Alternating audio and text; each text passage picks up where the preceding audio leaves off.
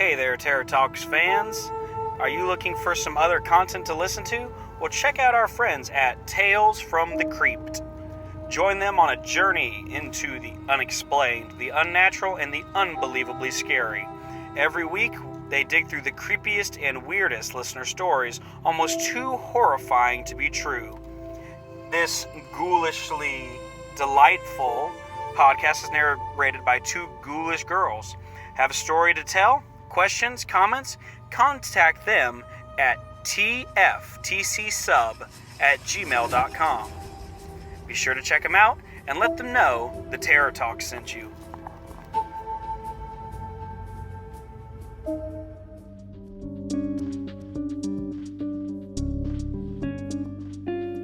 Warning. This episode contains explicit content and language that may be harmful or offensive to some viewers. Listener and viewer discretion is advised.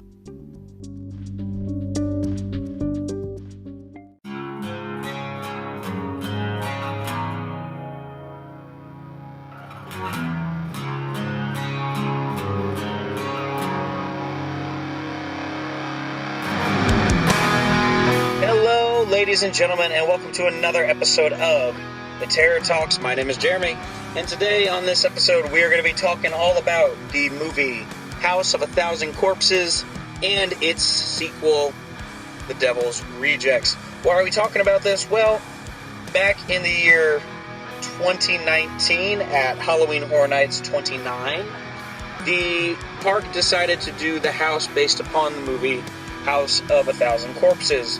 And we saw a couple videos on YouTube. We got to watch some walkthroughs of it, and we loved it. We instantly fell in love, but we'd never actually seen the movie. We'd heard a lot of great things about it, and so we wanted to just sit down and actually take it in, experience it, and just see what the hype was about. See if it lived up to its hype, as well as kind of, see if what we saw on YouTube in the house videos was anything like the movie. So we were able to do that, and we can confirm the two were very similar. It was very interesting to, see the parallels that we noticed between the house and the movie, so that was really, really great. But we didn't just stop there. We also decided to watch the sequel, which was The Devil's Rejects. I did not realize that The Devil's Rejects was a sequel to House of a Thousand Corpses until one of my coworkers actually told me about that. And so when she mentioned that to me, I was like, okay, we've got to watch both of them. We could talk about both of them in the episode. I thought that'd be a great little thing to do, kind of talk about the whole series. There is a third one, but we did not venture that far into the series. The coworker who recommended The Devil's Rejects to us told us, don't waste your time with the third one. It really wasn't that great. We did go back and read the synopsis. I wasn't overly impressed with the whole plot line of it, so we're not going to dive into that one. It's going to be the red-headed stepchild, if you will, of the family here. So we're not really going to get too much into that one. Really, we're not going to get into it at all. We might briefly kind of mention what we read about, what happens in it, but that's going to be it. But before we dive into anything, I just want to let you guys know that if you haven't already, go ahead and like us on Facebook, Instagram, Twitter, subscribe to our YouTube, subscribe to our Patreon as well. We'll talk about that in a second. Be sure to go and follow us on all of our different media outlets, our places where you can listen to us. You can find us on Spotify, Apple Podcasts, Google Podcasts, Pocket Cast, CastBox. There's a whole list of them. They're all listed in the description of the video or the podcast, wherever you happen to be listening to. So be sure to go out there and give those some likes, comments. Let us know what you want to hear. If you want to get in touch with us, you can always get in touch with us at theterrortalks@gmail.com. And you can also get in touch with us by simply messaging us on any one of our various social media. So Facebook, Twitter, Instagram. We respond to all of it. We will be there. We're going to answer any and all questions that you ever have for us to the best of our ability, the best of our knowledge. So be sure to go on there and give all of those some love. Also, go check out some of our friends over at the Unofficial Universal Orlando podcast. That's UUOP. They cover all things Universal Studios Orlando, and actually just Universal Studios in general. They've done many an episode with Universal Studios Hollywood as well. So go check them out and check out their sister podcast, which is the Rush of Fear podcast, which is covering all things Halloween Horror Nights. And that is a big topic that we cover on this channel. So we definitely want to give them the recognition, the shout out that they deserve. Go be sure to check them out if you like that whole Horror Nights thing, Halloween Horror Nights, scary stuff. They've got you covered. And also, one final shout out, go check out our friends over at Tales from the Crypt. They are a podcast that, much like us, is fairly new, but they have a little bit more content ahead of us. They're definitely making their names known out there. This is two young ladies from Texas, I believe, is where they're located. But they talk about all things paranormal, ghost sightings, alien abductions, interdimensional kind of things, strange occurrences, you name it, they've got it. You know, they ask you to write into them and share your story with them, and they will tell it on the podcast. I had a very good friend of mine who shared his story on that podcast, and hopefully we're going to get him on this podcast to talk with us about that. So, without further ado, though, enough of all that. We're going to dive right in to talk about the topic for today. So, House of a Thousand Corpses. This movie was released in 2003 and directed by none other than Mr. Rob Zombie himself. The synopsis of the movie is: an empty fuel tank and a flat tire lead two couples down a terror-riddled road to the House of a Thousand Corpses. House of a Thousand Corpses is at its core a story of a family, a cast of twisted individuals who with each slash of a throat or stab through the chest add bodies to their sick human menagerie. This movie stars Sid Haig as Captain Spaulding, Sheri Moon Zombie as Baby, Bill Moseley as Otis B. Driftwood, Karen Black as Mother Firefly, and then Chris Hardwick as Jerry Goldsmith, the late great Matthew McGregory as Tiny, and Rainn Wilson as Bill Hudley, as well as a giant array of supporting cast as well. So, House of a Thousand Corpses came out in 2003, was directed by none other than Mr. Rob Zombie. So, where do I even begin with this film? It is something. That's the only way I can describe it. You know, I knew going into it that it was classified as a horror film, and it is, very much so. I knew that it was a dark horror film, a very twisted kind of horror film. I did not quite realize just what I was getting myself into. From the get-go, you know, you run into Captain Spaulding and his little partner in crime, I guess. I don't really remember what his name is. Wasn't really talked about too terribly much. But, you know, we run into them and they show us, basically, they set up the whole thing of who this Captain Spaulding is and his little sideshow circus attraction. You know, he has the fried chicken and all that. For those of you who've seen the movie, you know exactly what I'm talking about. But, you know, they set it up pretty easily by showing us who he is. And then, no less than, I don't know, 5 minutes later, people are dying because a guy comes in and tries to rob them. And, you know, guns are blaring, you know, 5 minutes into the movie. So, you know, the movie already gets off to a very interesting start, you know, to say the least. But yeah, and I'll tell you, it doesn't back down at all. You know, a lot of people, they know Rob Zombie's work, and, you know, he's a hardcore guy. He's very hardcore. He doesn't, you know, shy away from things. He gets a little twisted, you know, and it's scary. It truly is a little scary. At times, you know, I watch this movie in a house alone, and it's not one that necessarily makes you go, oh, is there something lurking in my house? But at the same time, it creeps you out, especially towards the ending of the film. But yeah, so we learn who Captain Spaulding is very early on, and, you know, the game is on as soon as the movie gets rolling there. And from that point forward, it's just craziness after craziness. We meet this little group of teenagers, I guess you could call them, and they're going on a road trip across the country, and they happen upon the roadside attraction, which is Captain Spaulding's. And for some reason, they decided that's a great place to stop and get gas, because they need gas.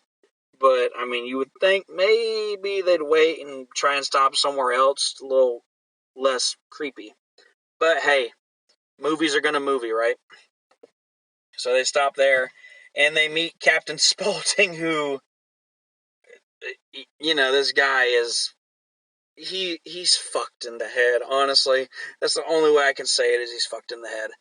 And I say this because, I mean, you can just tell by the way he is. He's definitely you can tell he's crazy. You really can. But what's so interesting is they play him off as almost kind of this good guy in a way. Like, he's not necessarily the villain in this story, but to a degree he kind of is, but not really. I don't know. It's very, very strange. So we see them get gas, and they're talking to him, and he shows them his little roadside attraction, which is like a tour haunted horror kind of ride that takes you through all these different killers and such. And one of the killers on the ride is Dr. Satan, who becomes a pivotal point of the story, and that is somewhat of an urban legend in the town. And of course, you got a couple of teenagers there.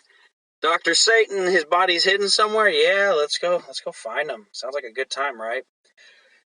Again, movie's gonna movie, right? Of course, you got the girls who are, no, let's definitely not do that. But of course, that's not gonna happen. So the teenagers are Chris Hardwick and Rainn Wilson.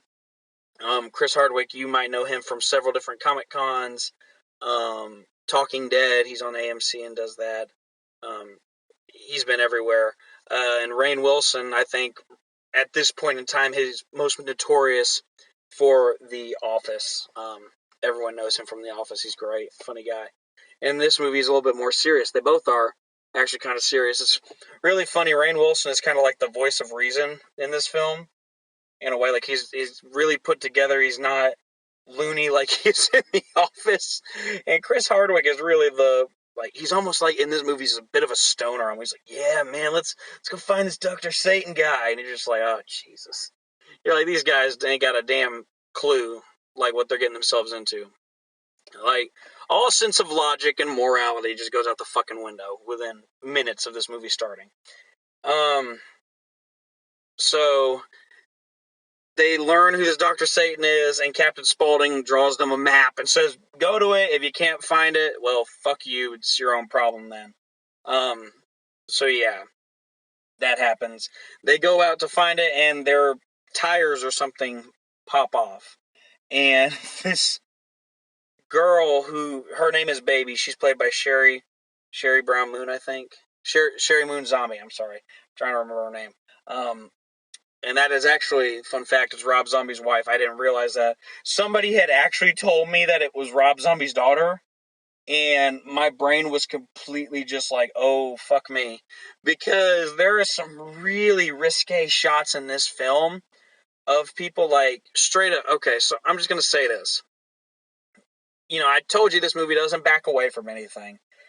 And when I say anything, I mean anything. So not only is it gory and gruesome, it is also very vulgar. It is very, very risque. So, there is nudity in it. You see a lot of female parts.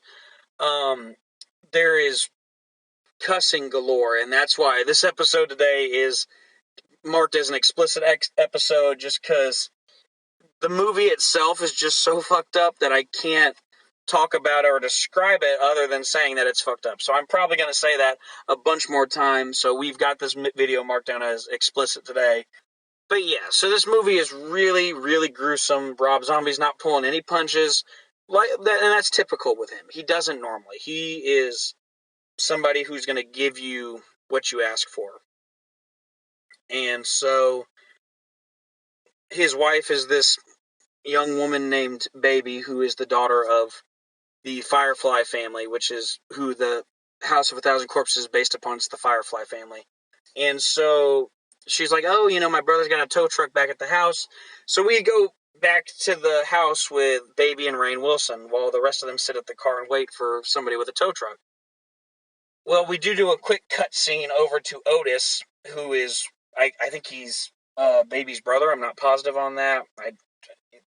They weren't 100% clear with some of these relations, so I was very confused during a lot of it in terms of that, but I was just like, whatever, fucking roll with it. What can you do? But so that we see Otis, and one of the big things that we've noticed throughout this movie is there's these missing cheerleaders. That's like a big news story in the town. Come to find out, Otis is sitting there torturing them and fucking with them. Not literally fucking with them, but like he's messing with their heads and all this shit. So, right out the gate, it's crazy. And he's sitting there like, oh, I'm gonna mess you guys up. Blah, blah, blah. He's freaking them out and all this. And Sheri Moon Zombie, a Baby, and Rainn Wilson get to the house, and we don't really know what's going on with the cheerleaders and Otis, but she goes and gets the guy with the tow truck and tells him where to go, and so her and Rainn Wilson hang out there at the house, and she starts kind of flirting with him and stuff, and she's trying to get with him, like be real seductive. Doesn't work. He's like, nah, we're good. We're fine. So the rest of the crew gets there. The tow truck gets them, and they all go there, and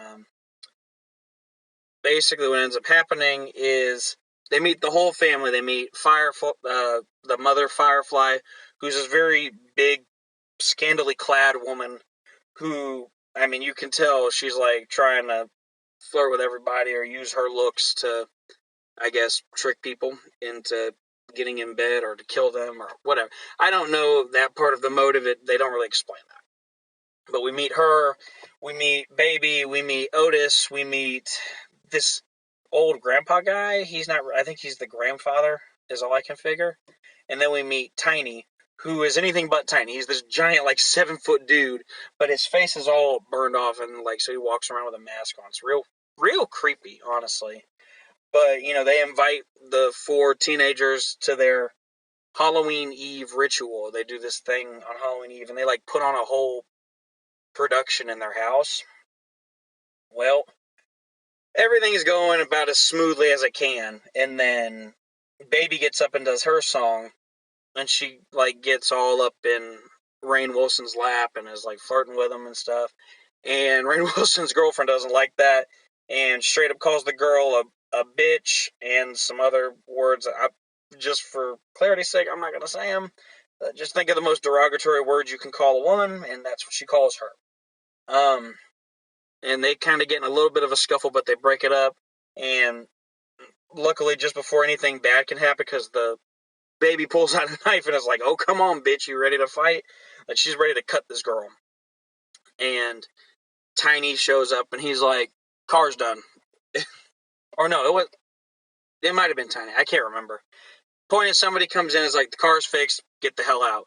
So the 4 teenagers get in the car, and they start driving out. Well, on their way out, they see something moving in the trees, or they run out of gas. Something happens where they stop the car, and what looks like hanging bodies in the trees fall down from the trees, and it actually is 2 of the Fireflies coming out, and they're beating everybody up, and they take them back to the house.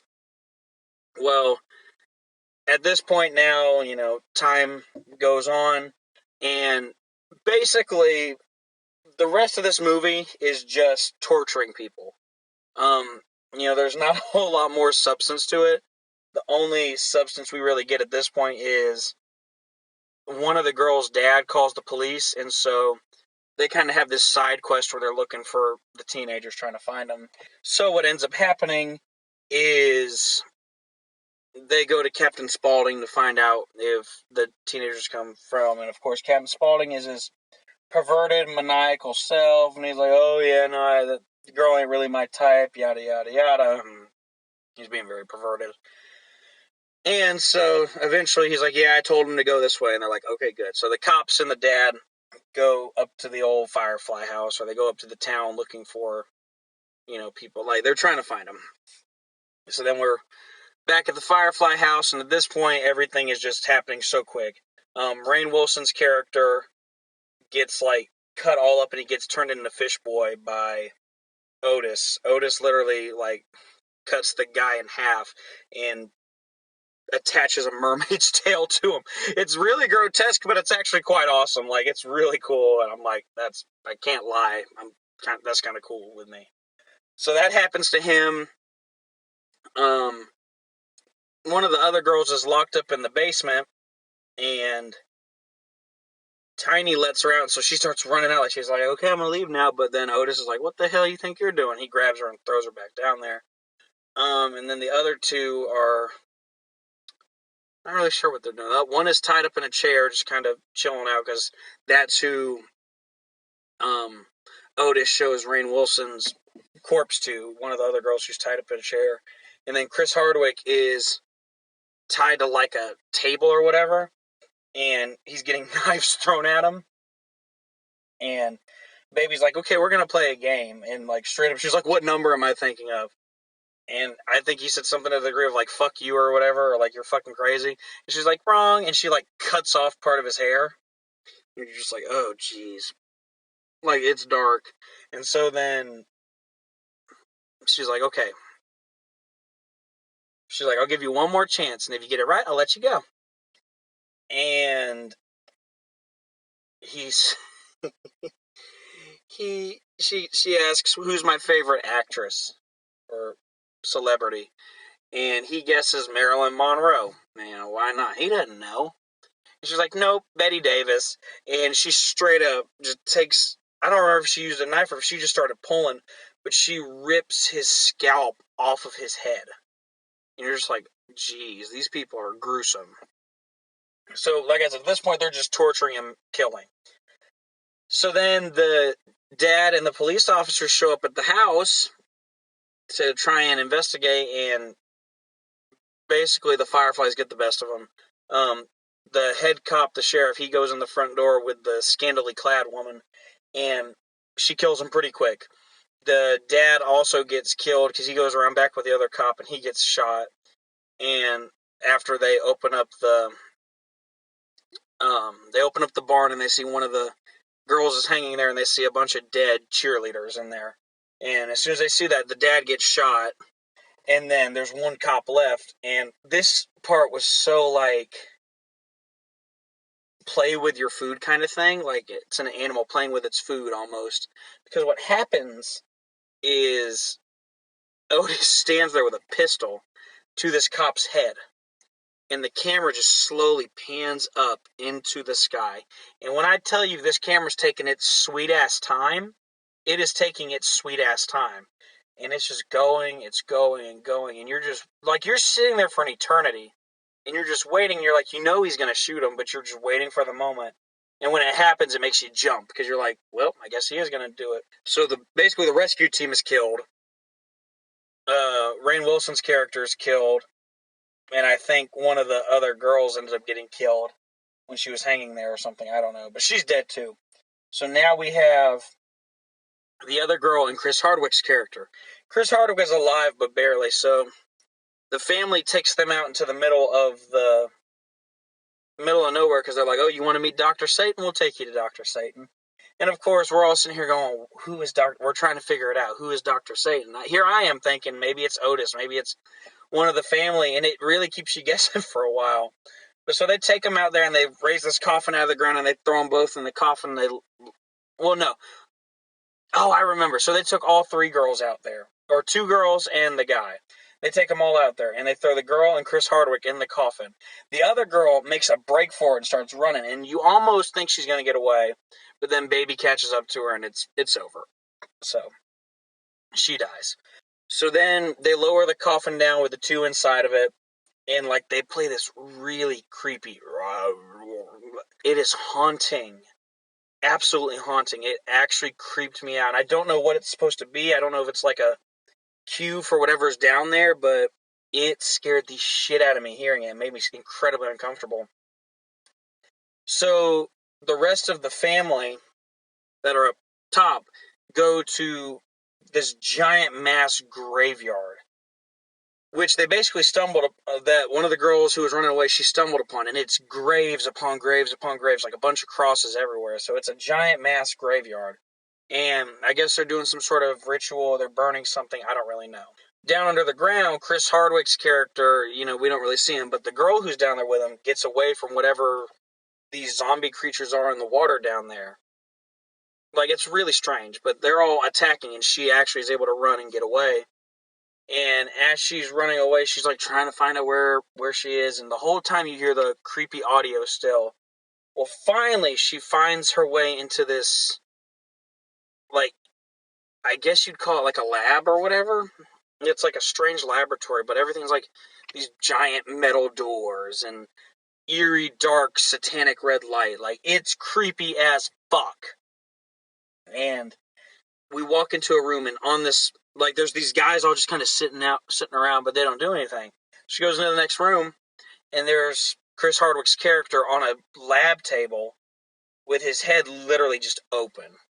And there's this creepy, like, creature that's, like, working on him. And at first I was like, oh, Dr. Satan! No. Here comes Dr. Satan down the hallway, and he's like a robot creature hybrid thing. I don't even know how you would describe him. This motherfucker is creepy as fuck. Like, I don't normally get this vulgar talking about this, but he is, Jesus, he's creepy. He really gets you uneasy because he looks at you through these, like, red robotic eyes, and it scares the shit out of you. And, like, the whole time he's following the girl, and she's able to, like, outsmart her and run past him and stuff. And so the chase is on. He's following her. He's trying to kill her.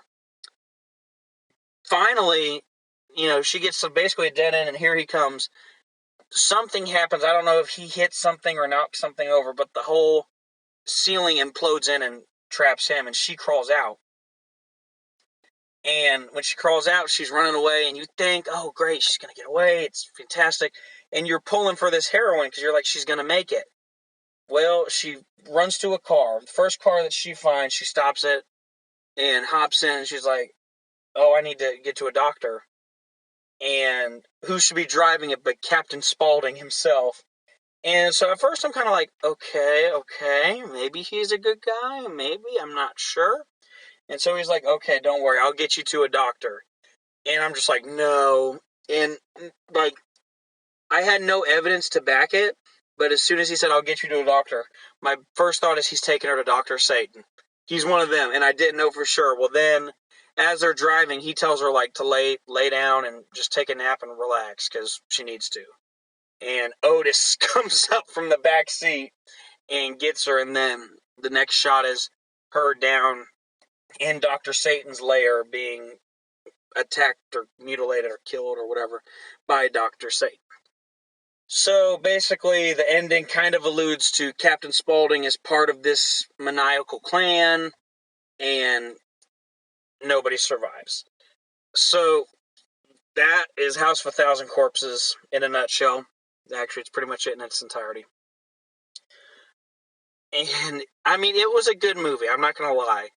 And I really enjoyed it. It's just, it's so vulgar. Like, it really is. And, I'm okay with vulgar. It doesn't bother me. I'm not one of those people who, is like, oh, if it's got all this vulgar, I can't watch it. Like, I don't care. It doesn't bother me that much. But it is super vulgar. It is super, like, dark. Rob Zombie hit the nail on the head. I don't know if that was his plan, but it probably was because he's Rob Zombie.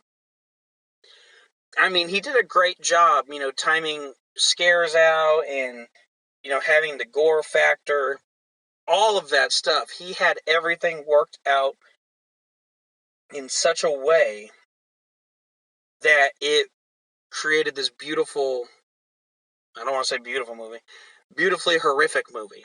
There we go, that's a better way to put it. And like I said, he did a tremendous job. The cast did a tremendous job. Hats off to everybody involved on the project. Like, I would sit down and watch it again. I really would. And that being said, I put it up against this Halloween Horror Nights house from HHN 29. And, like I said, I went back and I watched the videos of the haunted house. And it's amazing how much of the parallels between the movie and the actual haunted house there are. you see them, you get to walk through Captain Spaulding's, you get to go inside the Firefly house, you see the different people, and you hear these audio bites. There was something, I don't even remember what it was now that I'm trying to talk about. I don't remember what it was. There was a audio clip that played in the movie that they played in the house as well, and when I heard it in the movie, I was like, I remember hearing that in the house when I watched the little YouTube video of it. And so, Universal, hats off to you. You did a beautiful job replicating this movie verbatim. And what a lot of people don't know is that this movie was actually a haunted house before it was a movie.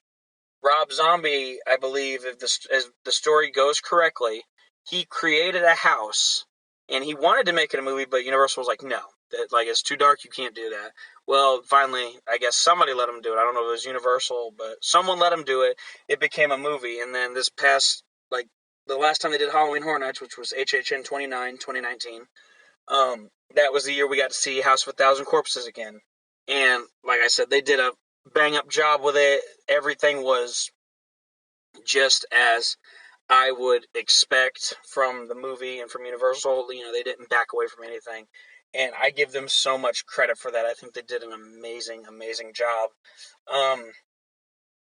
Yeah, so that movie, that haunted house, everything about it, everything was great. The acting was good.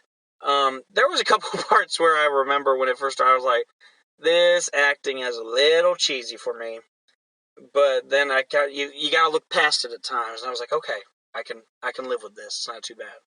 And I really enjoyed it. It was maniacal. It was gory. It was vulgar. It's everything that one might look for in a horror movie, to say the least. And so I really do think they did a great job. My hat goes off to Rob Zombie. I think that he did it wonderfully. He cast people wonderfully in it. These are people who are able to make you uncomfortable as all get out by just being them. And they did a great job. Everything about it was good. Everything about it was maniacal. It really, in a way, is a kind of different type of horror film because, there are no survivors. The villains win in the end. And so that's always very different than your typical horror films. Usually you have all these mass casualties and then one survivor at the end. This movie, you don't have that. And so I like that he kind of went a different route with this format and was able to basically, as one might say, break the horror movie rules. And so I thought that was very good on him. He did a very good job. Zero complaints. And, great job on his. So that's going to be House of a Thousand Corpses. If you haven't seen it, go check it out. It is a good movie. You can find it, I'm sure, on most media platforms. You may pay $3 or $4 to rent it or buy it. So be sure to go check that out. So we're going to take a short break, and we'll be right back. Hey there, Terror Talk fans. Are you looking for a new way to let your voice be heard? If so, check out our friends at Anchor. Anchor is a one-stop shop for creating your very own podcast. They offer editing tools to create your podcast, which include your audio, listener audio, unique transitions, and custom advertisements.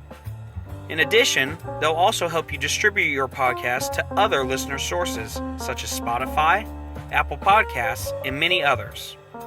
With this unique app, you also have the chance to get paid for your podcast by simply placing ads for various sponsors in your videos.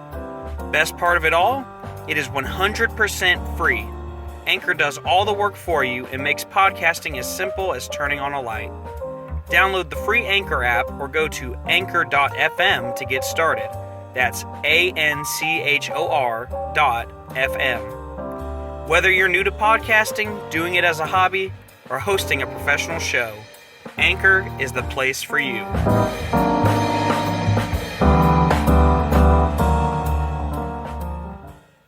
Hello, ladies and gentlemen, and welcome back to the Terror Talks. We are still here on episode 15. Episode 15 already, guys. Can you believe that? Before the break, we were discussing the movie House of a Thousand Corpses, one of Rob Zombie's big major claims to fame. Now, after that break, we are going to be talking about the second installment of the Firefly franchise, which is entitled The Devil's Rejects. So this was a movie that I had not really even thought about at first when deciding to, discuss the House of a Thousand Corpses and all that. I hadn't even considered The Devil's Rejects. In fact, I hadn't even realized it was part of the same series. A coworker of mine kind of enlightened me to that fact that The Devil's Rejects was the fucked up stepchild that came after House of a Thousand Corpses. She was like, if you thought House of a Thousand Corpses was bad, well, buckle up, because you gotta watch The Devil's Rejects. And I was like, wait a minute, shit. They're part of the same franchise, aren't they? She's like, yep. I was like, oh shit, okay. I did not even connect the two. And like I said earlier, we talked about there's a third one as well. We did not sit down and watch that one. Maybe we'll go back sometime and do a separate episode about it alone.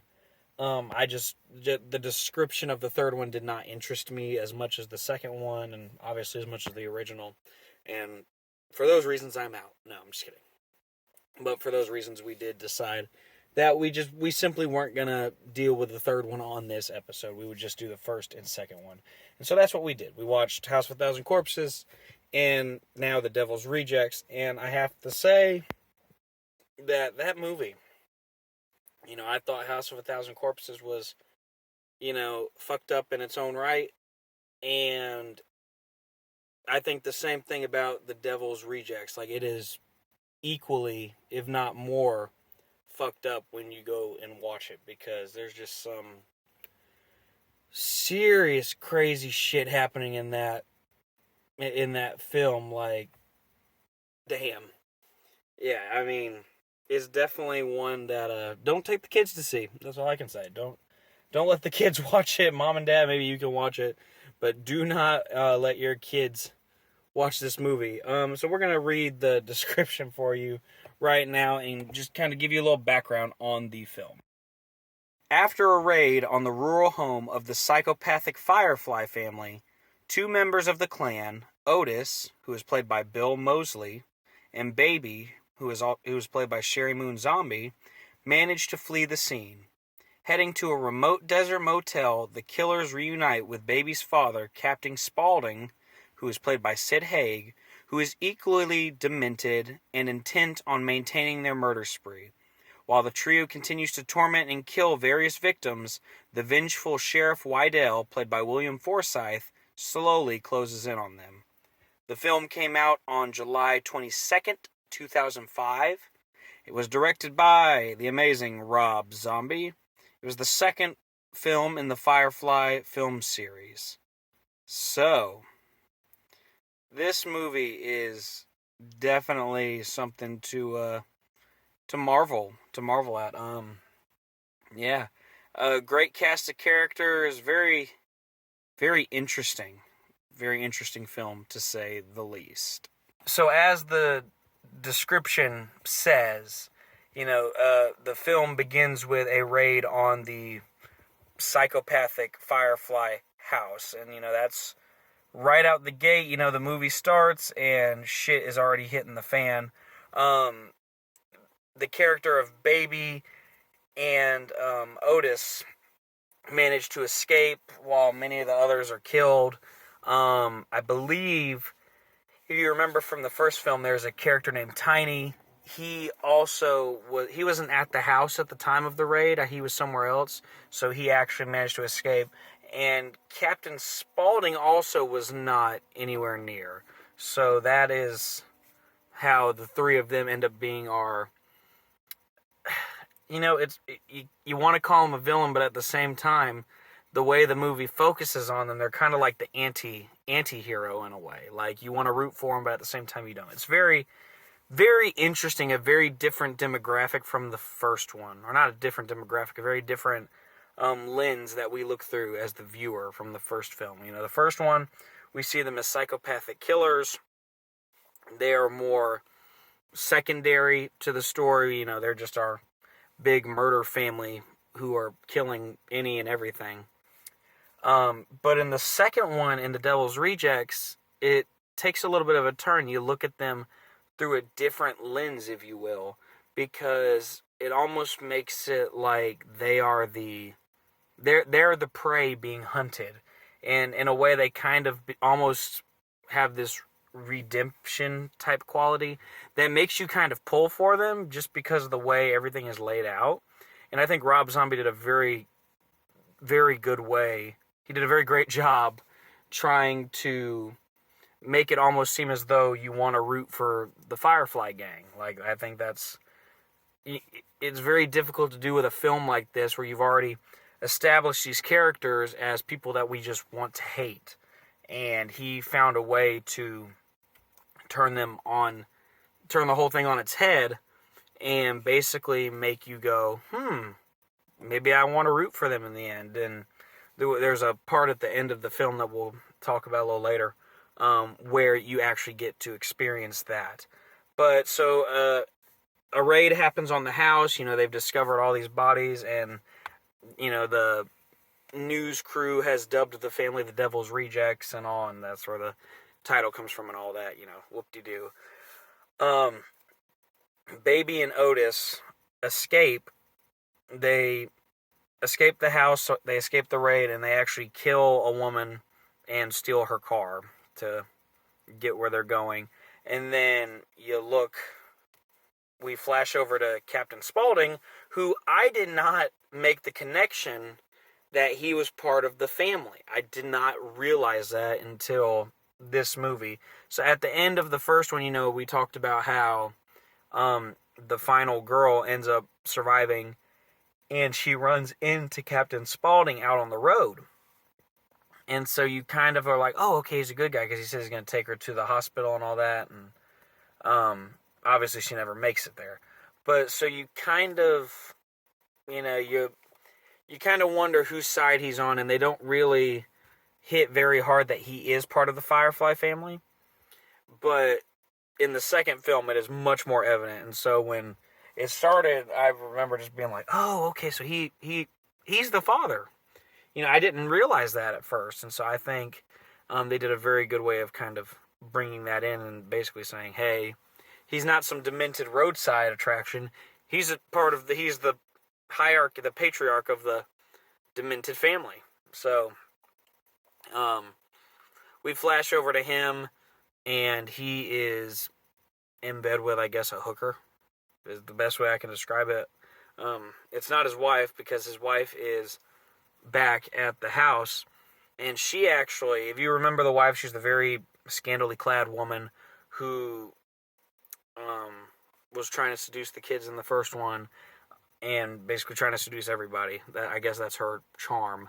But she is back at the house, and the cops actually take her in and take her back to the police station, and that's where we meet the demented detective guy, who is just absolutely fucking nuts. Like, he is just hell-bent on making these guys pay for what they did. He is absolutely insane. So we are back with Baby and Otis, and they find this motel, and they take this gang of people hostage again, well, not again, I guess. Yeah, again. So, but they're a little bit out of their element this time, because they are, they're not in their home, they're in a motel. But that is no difficult task for them, because they're good at what they do, and so they're able to take them over in no time at all. And so this is where the film does get a little raunchier than the first one. Basically, Otis and Baby are kind of fucking with the group that they've just captured, taken hostage. And like, one of the things that happens is Otis is calling out one of their hostages, because Baby is basically being very seductive and doing a very seductive dance in front of him, and he's not reacting. And he's like, well, I'm a married man, so I'm not going to do that. And so he's like, okay, fine. So he makes the wife of that married man strip down And it, like, I'm not going to get into all the details and stuff. At one point, she kisses him, and all this, like, it gets very, very, very raunchy, and you see, like, okay, this family clearly is fucked in the head, and they are very, once they know they're in power, they are in power, and that is that. So we have this whole thing with them where they're in the motel room and they're asserting their dominance, if you will. And eventually Otis takes the guys out and says they got to go find something. They're going to find some guns that he buried. And while they're out there, they try to get the better of Otis, but Otis kills them both and lets them die out there. Well, back at the motel, Baby is with the two girls, and one of the girls is like, oh, I have to use the restroom. And so she's like, okay, well, punch her in the face first. And so she makes her punch her in the face as hard as she can, in order to let her go to the bathroom, and has her come up and give her a kiss on the cheek, and like basically just tells her thank you or whatever. Like, it, power hungry people to the nines. But what ends up happening is the girl who got slapped, she ends up getting killed because she tried to fight Baby, and so she ends up getting killed. And then the other girl who's in the bathroom, she's trying to find a way to sneak out, and it almost works. Almost works. So she's in there trying to figure out a way out, and she actually is able to get the upper hand on Baby, and she gets out of the room and is running out there. And she runs into Captain Spaulding, who shows up. He's like, oh, what's the big deal? And basically is like, all right, motherfucker, I'm going to kill you. And she runs the other way. And, of course, Baby's around there somewhere trying to catch her. Well, ultimately what happens is she runs... No, I take that back. I'm sorry. So they capture her, and what they do is, like, I think they cut her eyes out or something, or they put the skin of somebody else's face on her face. Basically, it's really screwed up, and a maid shows up later to clean up, finds the carnage of dead bodies, and ends up opening a room that lets the girl out who had the fake mask thing on, because I guess they locked her in there, and she runs out. She hauls ass out of this room, runs into the street, and a truck mows her down. Like, it pretty much that simple. Well, the next part of the film is pretty cut and dry. They go to find this guy who basically runs his own little prostitute town, if you will. Like, it almost looks, it's very country western prostitute town type of thing. I think he's a pimp. And so they go there and basically live large for a while, all while the detective back at the house is still looking for them and all this, and he's putting clues together. And we realize that he's absolutely fucking nuts too. Like, he is about as crazy as this Firefly family is, because he goes to the prison and he actually murders the Firefly mom in jail. So, like, that's just that. Like, he basically just like, I'm going to kill you now, and that's that. So he kills her, and he enlists the help of some, like, hitman, if you will. One of them played by Danny Trejo. Everyone loves Danny Trejo. They enlist some help from them, and they actually find where the prostitute town is, and they go there and they start killing the prostitutes and beating the shit out of Baby, Otis, and Captain Spaulding. And the cop shows up and he's like, all right, get your ass to the car. Throws them in the car, takes them back to the Firefly house, and ties them all up in an like he's planning to kill them. And I think he lights the house on fire and shit, and basically leaves them there to die. He sticks 2 stakes through Otis's hands. I'm trying to remember what all he did, because he did some really screwed up shit to all of them, but I cannot for the life of me remember. I do know for a fact he rammed 2 stakes into Otis's hands, and I was just like, geez, that's gotta hurt. So he's kind of our villain at this point in a way, because, you know, they allow us to see through a different lens now. We're able to look and see these Fireflies as someone we want to kind of root for, because they've become these main character kind of people. When they went to the little village with the pimp and the prostitutes and all that, it showed them all happy and having a good time and basically made you root for them. And so now when they're tied up, they're sitting there baby scrunch like, please don't kill us, please. And they're all freaking out and like, please don't kill us. Kind of, they're begging like they are they're in the other position now. They're not doing the killing. They are the ones that are supposed to be killed here. Well, they are tortured in their chairs for a little bit. The fires are burning in the house and shit. And what it boils down to is actually Tiny shows up to save them. And he rescues all of them. And to make a long story long, they go out there and they find the detective and they kill him themselves. And then they get in a car and I guess they just start driving away. And so the end of the film, they get to like the border of, I'm assuming it's the state border, not the country border. But they get to the border and there's a whole blockade of cops waiting for them. And so basically the end of the film is a big shootout to the hit song Freebird. And that's kind of how it ends. It ends in a very strange way. I think I was expecting a little more closure. Didn't quite get that. But I'm not complaining. Still a good movie. So, yeah, that's The Devil's Rejects. I mean, there's not a whole lot to it.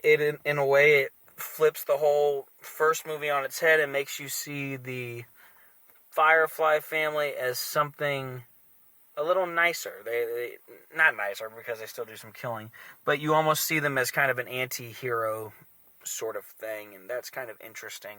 An interesting take on things. So I'm kind of down with that. I think that's kind of neat. So I'm all for this. I think, let's do it. Let's play with it.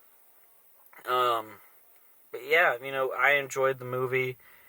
It was not necessarily a horror film like the first one was.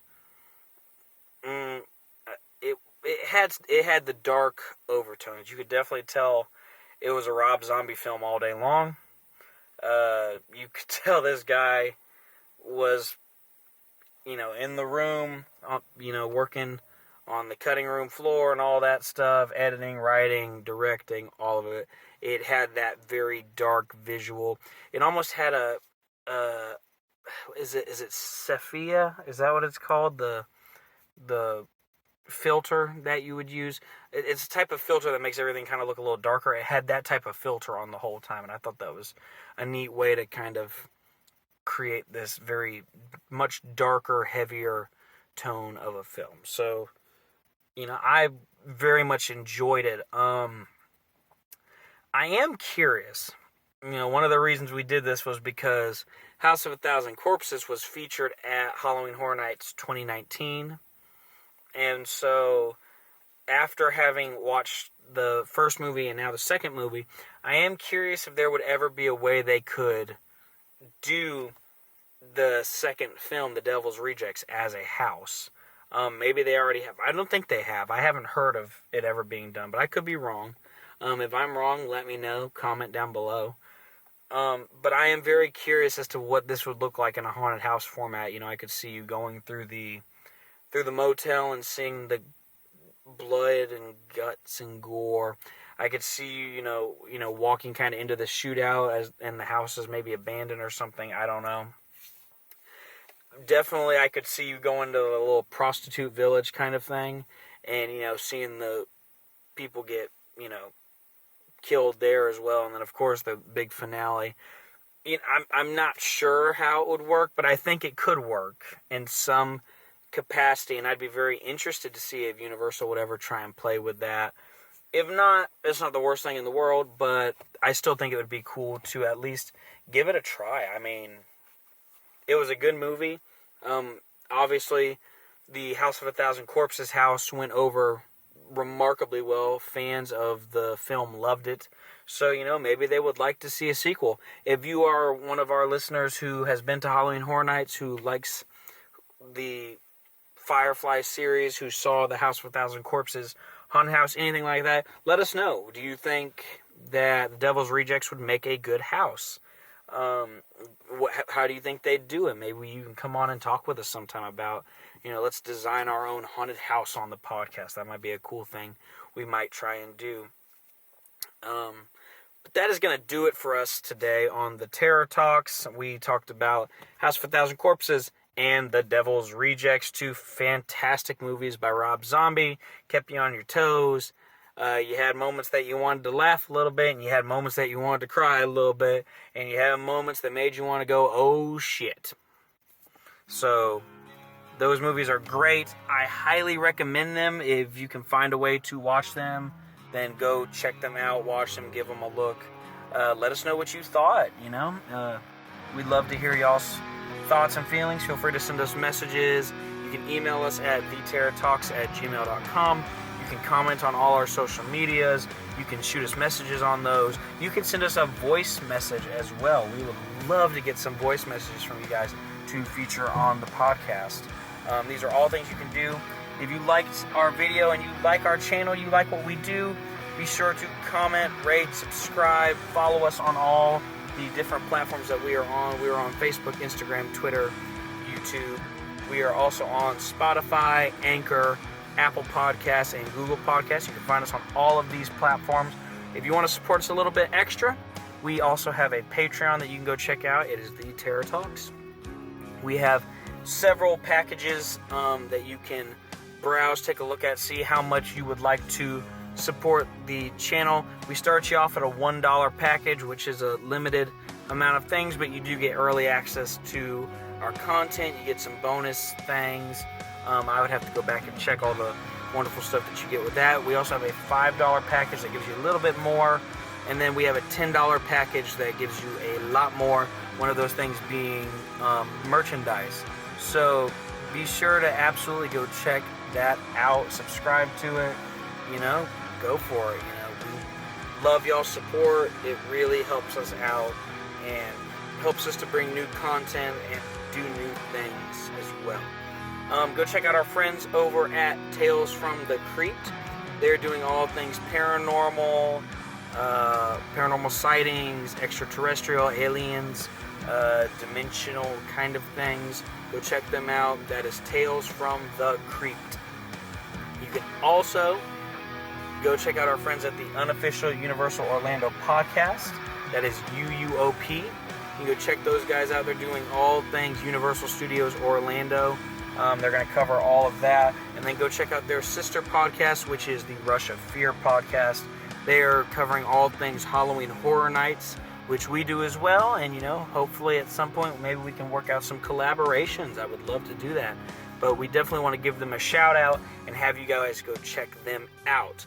One of the things that we're going to be doing for our listeners that are Universal Halloween Horror Nights junkies like us and have been to the event several times. This will be our first year going, but if you have been several times and you want to be a part of this podcast, all you have to do is record yourself telling us your personal tips and tricks to Halloween Horror Nights.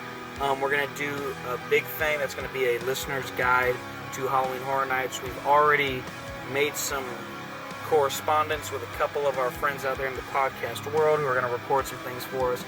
And so we're hoping that this will get a big, big outreach, and a lot of people will be interested in this. So be sure to do that. If you want to be a part of it, you can email us your clips at theterrortalks@gmail.com. And they can be as long or as short as you want. We just want to hear your voices and hear your support. Well, that is going to do it for us today on the Terror Talks. We hope you guys will join us next time. Today we talked about House of a Thousand Corpses and The Devil's Rejects. But we will see you guys next time on the Terror Talks. Take care, guys.